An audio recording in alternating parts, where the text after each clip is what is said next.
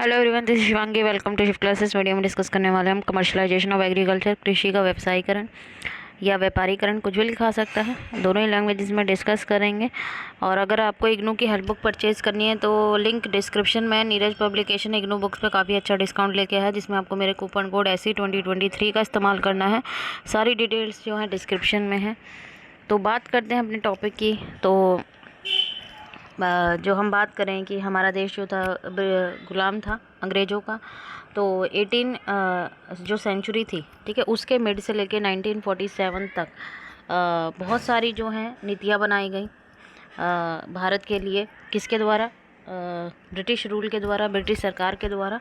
और ये किसकी तरफ लेके गया? कमर्शलाइजेशन ऑफ एग्रीकल्चर की तरफ लेके गया। फार्मर्स को यहाँ पे ने स्टार्ट करा यहाँ पे क्रॉप्स, वो वाली क्रॉप्स ग्रो करना, उगाना, वो फसलें उगाना शुरू कर दिया था यहाँ पर, जो प्रॉफिट्स के लिए जो है उगाई जाती हैं, ना कि अपनी जीविका चलाने के लिए। पहले क्या थे, इंडिया के अंदर फार्मर वो फसलें उगाते थे जैसे दालें हैं, ठीक है, अनाज है, ये उगा रहे हैं कि भाई अपनी जीविका को चलाने के लिए।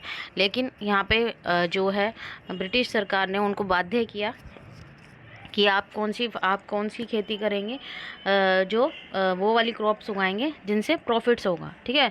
तो अब ये कौन सी फसलें थी और ये ऐसा कारण, इनका इसके पीछे कारण क्या था कि उनको फोर्स क्यों किया गया, कृषि का व्यापारीकरण क्यों किया गया, ठीक है, कि भाई अपने जीविका के लिए ना फसलें उगा के आप व्यापार के लिए जो है वो फसलें उगाएं जो व्यापार में काम आएंगी उनके, ब्रिटिश सरकार के। तो सबसे पहला जो कॉज था, कारण था कमर्शलाइजेशन एग्रीकल्चर का ब्रिटिश रूल के दौरान, वो था कि जो ब्रिटेन था, ठीक है, जो ब्रिटेन था वहाँ पे जो है किसकी डिमांड बढ़ रही थी? एग्रीकल्चर प्रोडक्ट्स की डिमांड बढ़ रही थी। और इंडिया में खेती काफ़ी अच्छी होती थी। तो उन्होंने जब देखा कि भाई यहाँ खेती अच्छी है और लेबर भी अवेलेबल थे, भाई फार्मर्स थे, लेबर थे, शोषण तो हो ही रहा था यहाँ पे, भाई उनको भाई सैलरी दो या ना दो, वेजेस दो ना दो, काम तो वो करेंगे ही, ठीक है, गुलाम तो हम बन ही चुके थे। तो इस टाइम अब ब्रिटेन की पॉपुलेशन क्या हो रही थी? बढ़ रही थी। और फूड ग्रेन्स की, रॉ मटेरियल्स की, फाइबर्स की डिमांड बढ़ रही थी, ठीक है।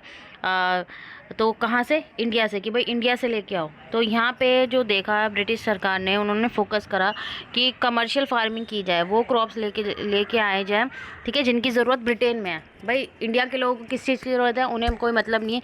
उनके लोगों को किस चीज़ की ज़रूरत है, भाई ब्रिटेन में जो है किस चीज़ की डिमांड हो रही है, वो फसलें हम भारत में उगाएंगे और यहाँ से लेके ब्रिटेन लेके जाएंगे उन्हें।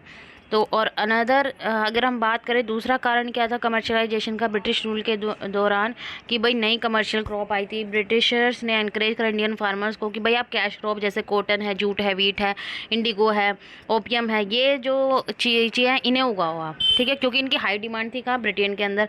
अब जो ट्रेडिशनल क्रॉप्स थी उनको नेगलेक्ट किया गया, यहाँ फार्मर को फोर्स किया गया, एडवांस भी दिया गया, एडवांस पेमेंट भी दी जा रही थी कि आप यही फसलें उगाएंगे, ठीक है। आपको जो पहले फसलें उगाते हैं वो आपको नहीं उगानी है, जो हम बता रहे हैं वो आपको यहाँ पे उगानी है। और तीसरा कारण क्या था? लैंड रेवेन्यू सिस्टम था। तो यहाँ पे एनफोर्स किया गया ब्रिटिश सरकार के द्वारा क्या? Land revenue system. इसके अंदर एक जो रिवेन्यू जो कलेक्ट था, ठीक है, कि लैंड के ऊपर जो था फिक्स्ड अमाउंट में एक आपको टैक्स देना है। इसमें क्या होगा कि भाई ये जो, इससे क्या हो, प्रोडक्टिविटी इंक्रीज़ होगी, प्रोडक्शन जो है कमर्शियल क्रॉप का पे होगा, भाई पे the taxes impose by the, भाई जो भी आप कमर्शियल क्रॉप उगा रहे हैं, जो भी प्रोडक्शन कर रहे हैं, जो भी प्रोडक्टिविटी इंक्रीज़ हो रही है, उस हिसाब से आपको टैक्स देना पड़ेगा। तो यहाँ पे फार्मर जो ग्रो कर रहे थे ज़्यादा से ज़्यादा कैश क्रॉप मनी अर्न करने के लिए, उनको हैवी यहाँ पे लैंड टैक्स देने पड़ रहे थे। फिर आता है ज़मींदारी सिस्टम। तो यहाँ पर ब्रिटिश ने ज़मींदारी सिस्टम भी लेके आया गया, ठीक है, ये भी कमर्शियलाइजेशन ऑफ एग्रीकल्चर का एक कारण था।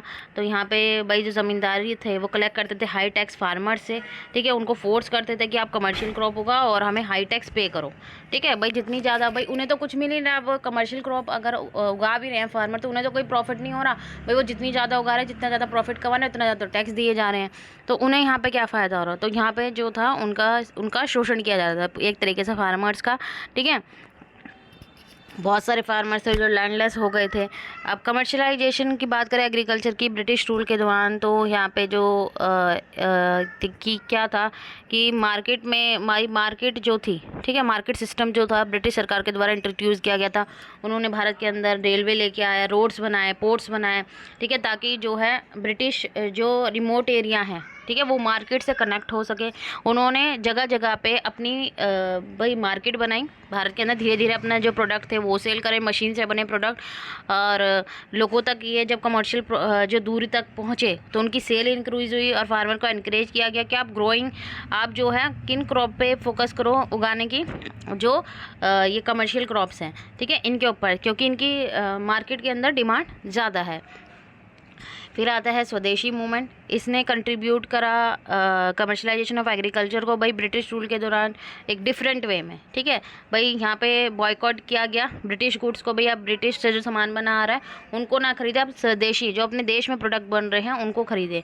तो यहाँ पे एक इंडिया ने अपनी मार्केट बनाई, ठीक है, अपनी कमर्शलाइजेशन भाई स्पेसिफिक क्रॉप में जो इंडिया की अपनी थी, कि भाई ये नहीं कि आप उनके लिए बना रहे हो कि भाई जो यहाँ पे सामान बन रहा है और आप वो सारा बन के जो क्रॉप यहाँ उग रही है वो ब्रिटेन में जा रही है, आप अपने लिए बनाओ। तो यहाँ ब्रिटिश की बात करें तो यहाँ पे एग्रीकल्चर पॉलिसी इनएडुकेट थी, ठीक है, सही नहीं थी। फोर्स किया गया था कमर्शलाइजेशन को ब्रिटिश सरकार के दौरान। डाइवर्सिफिकेशन नहीं थी इंडियन एग्रीकल्चर की, मॉडर्न टेक्निक उनके लिए इंट्रोड्यूस नहीं की गई थी, और इरिगेशन फैसिलिटी की तो बहुत कमी थी, वर्षा के ऊपर ही निर्भर था। और यहाँ पे फार्मर्स को फोकस किस पे लेके गया यहाँ पे कि किसानों को उन वाणिज्य फसलों पर ध्यान केंद्रित किया जाना जिनकी मांग अधिक थी। इसलिए जो फार्मर्स थे, ठीक है भाई, जब किसी चीज़ पे कोई एग्रीकल्चर पॉलिसी नहीं थी, ठीक है, डाइवर्सिफिकेशन नहीं था, इंडियन एग्रीकल्चर कोई टेक्निक नहीं दी गई और इरिगेशन की कोई फैसिलिटी नहीं दी गई, तो फार्मर का भी फोकस किस पे गया, कमर्शियल क्रॉप पे गया, तो जो हाई डिमांड में थी, कि भाई जिसकी डिमांड ज़्यादा हो रही है, ये तो नॉर्मल सी बात है, जिसकी डिमांड ज़्यादा होगी उसी का प्रोडक्शन ज़्यादा होगा, ठीक है। तो फार्मर्स का भी फोकस किस पे रहा, फिर धीरे धीरे कमर्शियल क्रॉप्स की तरफ बढ़ता गया। तो ये कारण थे कमर्शलाइजेशन ऑफ एग्रीकल्चर के। आई होप आपको क्लियर हो गए होंगे। अगर वीडियो अच्छी लगी तो like it, share and subscribe my channel. Thank you.